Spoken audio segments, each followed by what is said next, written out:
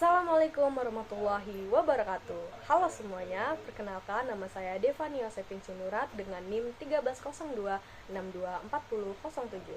Di sini saya akan mempresentasikan proyek ujian akhir semester mata kuliah landasan pendidikan Universitas Negeri Jakarta dengan dosen pengampu Ibu Dr. Insinyur Vina Serevina MM dengan topik pembahasan hak asasi manusia dan subtopik pembahasan pengertian dan instrumen hak asasi manusia.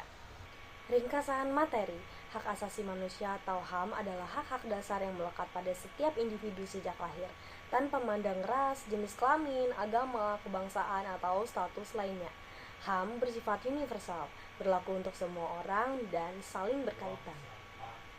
Learning outcome, yang pertama, peningkatan kesadaran toleransi. Yang kedua, kemampuan analisis sosial.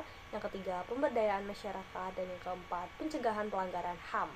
Subtopik 1, definisi hak asasi manusia. Hak asasi manusia atau HAM adalah hak-hak yang secara inheren dimiliki oleh setiap individu, semata-mata karena mereka adalah manusia. HAM bersifat universal, tidak dapat dicabut dan diakui serta dijamin oleh hukum internasional maupun nasional. HAM mencakup hak-hak dasar seperti hak untuk hidup, kebebasan berpendapat, kebebasan dari penyiksaan, hak atas pendidikan, dan hak untuk diperlakukan setara di depan hukum.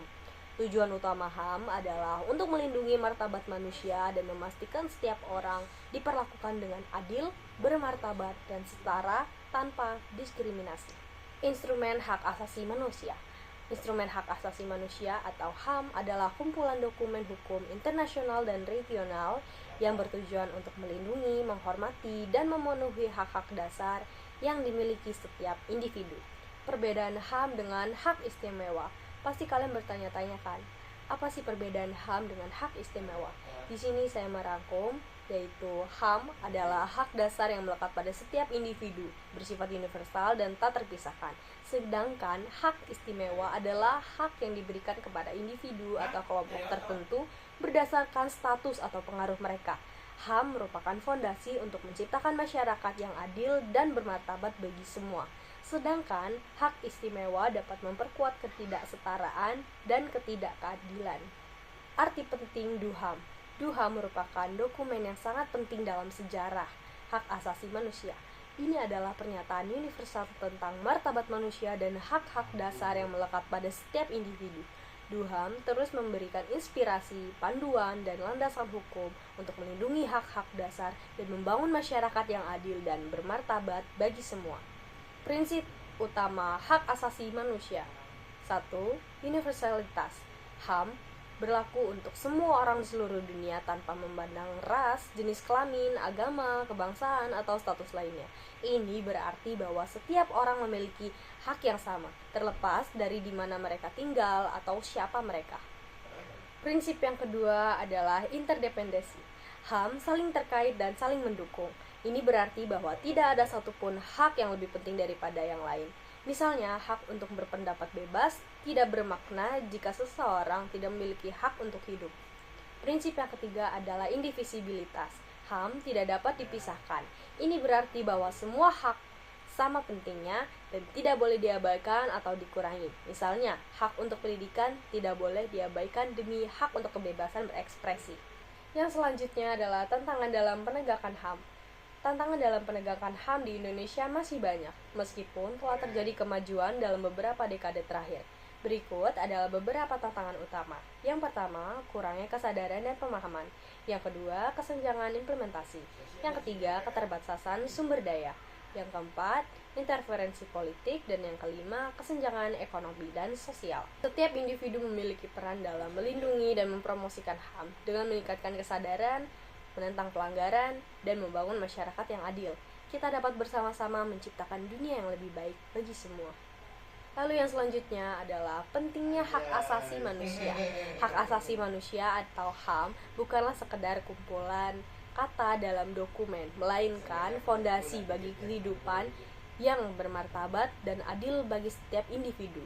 Memahami dan menghormati HAM, baik hak sipil dan politik maupun hak ekonomi, sosial, dan budaya, bukan hanya tanggung jawab pemerintah, tetapi juga kewajiban moral kita bersama. Dengan melindungi dan mempromosikan HAM, kita membangun masyarakat yang kuat, inklusif, dan damai, di mana setiap orang memiliki kesempatan untuk mencapai potensi penuhnya dan hidup tanpa rasa takut, diskriminasi, atau penindasan. Mari kita semua berkomitmen untuk menjadikan HAM sebagai pedoman dalam kehidupan kita sehari-hari dan berkontribusi dalam menciptakan dunia yang lebih baik untuk generasi mendatang. Baik, dari materi yang saya sampaikan, di sini saya akan menyampaikan satu contoh studi kasus, yaitu diskriminasi dan toleransi terhadap seorang warga Bantul yang dilarang tinggal dikarenakan dia berbeda agama. Teman-teman bisa lihat di dalam link YouTube yang sudah saya sertakan. Latar belakang, kasus diskriminasi dan intoleransi terhadap seorang warga Bantul yang dilarang tinggal di suatu wilayah karena perbedaan agama adalah cerminan masalah serius terkait kebebasan beragama dan berkeyakinan di Indonesia. Kasus ini menimbulkan diskusi tentang toleransi, pluralisme, dan hak asasi manusia karena seorang warga negara dilarang tinggal di wilayah tertentu karena keyakinannya berbeda dengan mayoritas penduduk. Tindakan menunjukkan ketidaksesuaian dengan prinsip kebinekaan dan konstitusi Indonesia yang menjamin hak individu untuk menjalankan agama dan keyakinan tanpa paksaan. Latar belakang kasus tersebut mencakup diskriminasi agama yang masih menjadi penyebab utama diskriminasi di masyarakat meskipun Undang-Undang Dasar 1945 menjamin kebebasan beragama. Input masalah yang pertama, bagaimana cara memberitahukan masyarakat betapa pentingnya menghormati hak asasi manusia di Indonesia. Yang kedua, apa solusi terbaik untuk mengurangi diskriminasi dan intoleransi di masyarakat.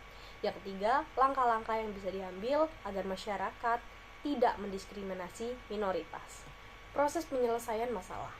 Pertama, memperkenalkan pemahaman mengenai hak asasi manusia kepada masyarakat tentang pentingnya menghormati hak asasi manusia terhadap sesama. Yang kedua, langkah utama dalam mencapai solusi tersebut adalah dengan memfasilitasi dialog antar kelompok yang berbeda, baik secara agama, suku, maupun budaya. Yang ketiga, langkah-langkah untuk mengatasi diskriminasi terhadap minoritas adalah dengan penerapan hukum anti-diskriminasi yang tegas, termasuk memberlakukan sanksi kepada pelaku diskriminasi. Output masalah. Yang pertama, cara memberitahukan masyarakat betapa pentingnya menghormati hak asasi manusia. Poin yang pertama, masyarakat lebih menghargai berbagai perbedaan di Indonesia. Yang kedua, masyarakat menyadari betapa pentingnya menghormati hak asasi manusia. Lalu yang kedua, solusi terbaik untuk mengurangi diskriminasi dan intoleransi di masyarakat. Poinnya, masyarakat dapat saling mengenal tanpa ada tindak diskriminasi. Yang ketiga, langkah-langkah agar masyarakat tidak mendiskriminasi minoritas. Poin yang pertama adalah penduduk minoritas di Indonesia mendapatkan hak asasi yang seharusnya mereka dapatkan. Feedback. Yang pertama, pentingnya menghormati hak asasi manusia dan memperkenalkan pendekatan interaktif seperti lokakarya dan diskusi kelompok. Yang kedua, solusi terbaik untuk mengurangi diskriminasi dan intoleransi di masyarakat. Tujuannya adalah membangun kesadaran bersama untuk mengatasi diskriminasi dan intoleransi. Yang ketiga, upaya mencegah diskriminasi terhadap minoritas, yaitu peningkatan akses informasi untuk hak-hak minoritas dan memastikan informasi tersedia luas dan mudah diakses. Dari materi yang saya paparkan hari ini, saya dapat mengambil kesimpulan sekali lagi adalah hak asasi manusia atau HAM adalah hak-hak dasar yang melekat pada setiap individu, bersifat universal, tak terpisahkan, dan saling bergantung. HAM menjamin martabat, kebebasan, dan kesejahteraan manusia serta menciptakan masyarakat yang adil dan damai. Perlindungan dan pemajuan HAM memerlukan peran aktif dari individu, masyarakat, dan negara. Dan yang terakhir adalah daftar pustaka. Mungkin cukup sekian presentasi dari saya pada hari ini. Mohon maaf jika ada salah kata. Saya akhiri. Wassalamualaikum warahmatullahi wabarakatuh. Terima kasih.